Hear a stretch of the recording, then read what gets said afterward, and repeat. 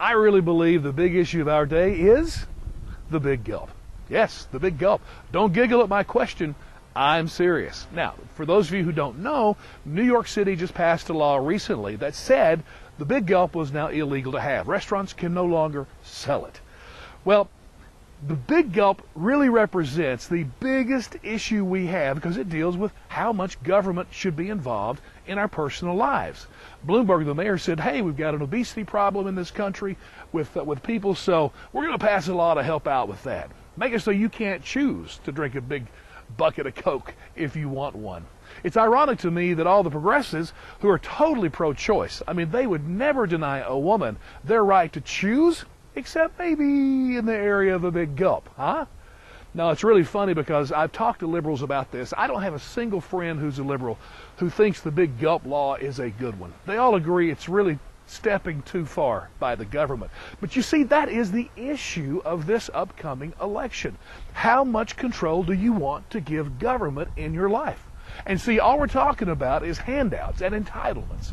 And everybody wants a safety net for health care and for Social Security. We want food help when we can't afford that, and unemployment to last forever if we don't necessarily have a job, and all these other handouts and subsidies and welfare checks that we can get. Whatever we can get, we think that's a good thing for us. And maybe it is in time of need. But we need to realize that every inch that we allow the government to come in our life, every bit of that providing for us that we will give them, there's the downside of that where they also want to tell us how to live our lives. And you know, the one thing about the progressive side that I've never appreciated, they always like to talk about the smart people. Obama's such a brilliant guy, and I'm not saying he's not smart, but every time he chose a cabinet member, they would say, oh, the smartest person on the planet for that.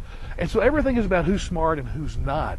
And the thing that disturbs me is that progressives want to put these smart people in charge so that they can tell us, like me, stupid people, how to live. Let me just say that is wrong.